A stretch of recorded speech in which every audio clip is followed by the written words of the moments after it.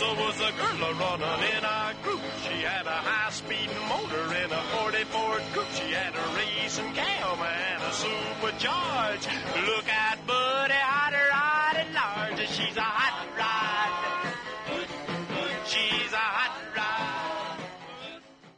All right, last week, Chuck and I talked a lot about sales and the new car sales and what's going on with them and how they're so expensive. And I really think it's high time the American people caught up with them. Well, Chuck's got some information on that. It sounds like they did. Well, no. So it was interesting this week. So CarMax specifically, CarMax, they're a publicly traded company. They're huge. They said their second quarter numbers failed to meet Wall Street's expectations. CarMax closed down 25%. Basically saying CarMax has reminded Wall Street that parts of the economy are already in a recession. Like we didn't already know that. Like we didn't know that. Right. So, this goes back to the news that sales has been cut. They're predicting that sales will be down, 9% year over year. That's from Cox Automotive. They cut their full year new vehicle sales outlook to 13.7, which is down 9% from 2021, and that's the lowest tally in a decade. So it's an interesting thing that I hadn't considered is that now, we kept saying, okay, we just got to catch up with this chip shortage. We got to get all this stuff sorted out. We thought we're on the back end of that, and all of a sudden we get hit. The second punch is now it's the interest rates have gone up, and they're going to continue to go up. I mean, the forecast is to go up another, up to 1%, something like that. Yes. So I mean, everything the cost to borrow for anything, whether it's a new car. I'm sure the interest rates and the money situation right now, and the inflation and but I got to tell you, as far as I'm concerned, the American people have caught up with them. Yeah. And they've had enough. This deal of going and looking at a used car and it's priced $3,000 more than it ever was worth. Right. I mean, that's crazy. Well, so that, or a new car. You look at the sticker and the salesman says to you, add 5. So that's $5,000 over sticker if you want that car. But it's interesting, though, because remember what we talked about last week with the dealership kind of, reinventing itself, the philosophy of going to sort of a no haggle approach. So I guess that's sort of the question is, are these dealerships facing backlash from the manufacturers for trying to sell these cars and these trucks for way over sticker? I understand that Hyundai and Kia are all over their dealers to stop this practice of going over sticker with it. Because I think realistically what you're going to end up seeing from the manufacturer perspective is you're going to lose a lot of brand loyalty that way. Oh, you lose all kind of brand loyalty. That's what I'm saying. I mean, somebody's going to go, okay, if I'm going to pay that much for your car, I might as well go to a different brand or do whatever. Whoever is the first manufacturer to come out whoever has the car you want. The Fair Sales Act. Right. We need a Fair Sales Act. Well, but that's why I said, last week we talked about the idea of like with Tesla is you're kind of just ordering it online. You're getting a price where there's no haggle. And now we see like these Carvana type places where there's a no haggle approach. Because again, a lot of young people don't want to do that, this haggling going up. Well, they're just not in their nature anymore to go up, and they're not confrontational. They don't. Like that. Well, I'm sure they can't do it. The days of they were never raised that way. What I'm saying, the days of taking your old man to the car dealership and haggling for you. Absolutely, that's what you did. Well, I got to tell you that this whole thing, the dealers have been yelled at by certain suppliers, and some have not. But the first dealer or the first manufacturer that says, okay, we're going to charge a fair price for our cars, no more $3,000 over manufacturer and suggested retail. Right. No more of this add to the sticker. No more. My dealers are not going to be allowed to do that. First of all, the dealers aren't going to like it. But second of all, they're going to have to supply cars. Right. Now, with sales going down certain percentages, there should be a lot more cars coming through that aren't sold. So you'll have a backlog, not a backlog, but you'll have a lot. You can have some cars for your lot. And I don't think there's a chip shortage as bad as they say. I'm got to tell you, I think this whole thing really worked out nice if you think about it. Right. We have a chip shortage, so I can't have a lot of cars. So when you look at the cars I got, you have to pay me $3,000 more or $4,000 more or $5,000 more than that sticker on it says. Now, that's just wrong. I told you, I reported last year that in 2021, the car dealers of America made more money than they have ever done in the history of their country and sold less cars. So where's the disconnect then, like with the CarMax then? So, I mean, I would think that CarMax, even though they're selling less cars, if the price has gone up, so now we're seeing how it's affecting their stock price and things like that. Maybe it's because they're not connected to any specific manufacturer. No, they're not. They have all the different kinds, and all the used car guys know they can get the X amount over what the actual value of that car is, and they're asking it. And what are they getting for trade-ins? Junk. Well, and that's the question, though, is that, again, this idea that if we're not buying new cars, obviously we're putting way more miles on our used cars. So this idea the folks that used to trade in their cars every 3 years or whatever, they're stretching that out. So you're right. So now the CarMax lot's a lot of older cars, high mileage cars. Oh, high mileage, worn out shot. Yeah. Because people they don't want to go buy a car. They don't want to go. Yeah. Everybody I talk to says, please tell me you can fix it. Right, of course. You know, and my average ticket at my shop has gone from a couple $100 to $800 because everybody is just spending big money trying to get it so that car is safe and reliable. I don't know how many people are what they're going to spend this fall for the winter months because they don't want to have to buy a car right now. Can I start like a layaway plan? Can I start giving you some money now for? Yeah, well, and again, I'm one of those people. You know that I've been coming to you for a long time, and it's the same thing I tell you all the time is that my goal is just to stretch these cars out, get as much as we can out of them because this is just the worst time in my lifetime to buy a car. I don't want to do it. I know. I've got little old ladies that come into my shop that give me a signed check. Yeah. And they tell me, just don't hurt me. And I'm not going to hurt. Yeah, no, right.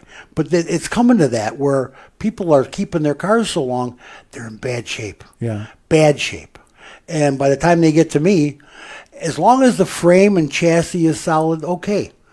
That car I can fix. But if I cannot weld a new frame underneath the car, you know what I'm saying? If it's rotten, it's rotten. There's no fixing. Well, you know me, like I came to you one time with like no brakes. I had to push the car in and stop like Flintstone style that one time. You were Flintstoning it. I saw you. Well, so the car sales, you're right, has gone down a good percentage. I think people are smiling. People are saying, nope, we'll teach those dealers. I'm not buying a car until the prices come around to where they make sense. That's just the way it is. All right. What I want to get on you about and I want to talk about is hydrogen.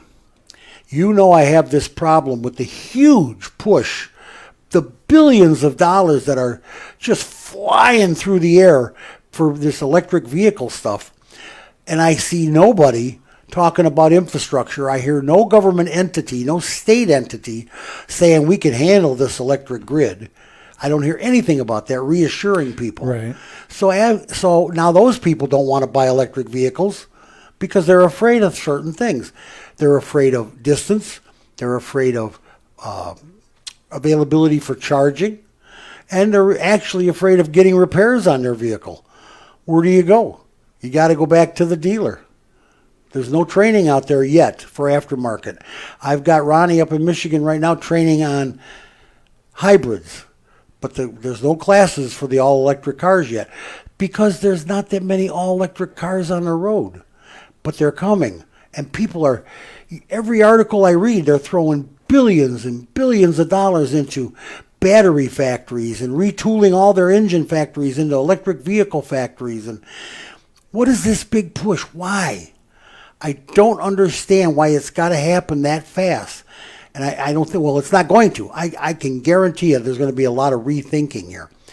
But one of the articles I stumbled on this week, Chuck, talked completely about hydrogen and how some very large companies are now experimenting with the hydrogen type vehicle to make hydrogen the power of choice, which you think about it, hydrogen makes a lot more sense. We already have gas stations. We can put pumps of hydrogen right there, and you can share it until you've weaned out the gas cars in 20 or 30 years. Because it's not going to happen in 5 like they think it is. It's just not.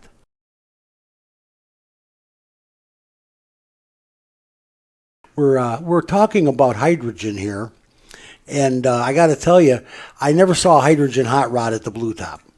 They're all gasoline powered. Mm-hmm. But you could run one of those cars on hydrogen. Right. This is what they're talking about doing now. Toyota wants a hydrogen burning engine, not a fuel cell. The fuel cell is a different story. Okay. The fuel cell actually propels a motor which propels the car. In other words, the fuel cell itself is part of the whole thing. Has a motor, and but it has to charge the motor. The motor takes off and runs the car. Right. But a hydrogen burning car would be fill your tank with hydrogen and start it up and go. So it would be similar to like a CNG, but I mean, so the first concern I would have would be about the pressure. Okay, I don't know much about the pressure yet. Okay. But you can make all kinds of tanks. I mean, they can make a gas tank all they want, and they can make any kind of fuel lines. They might have it right up there where the engine is. I'm not sure how they do it, but they can make that car or truck. And I got another article here about big semis.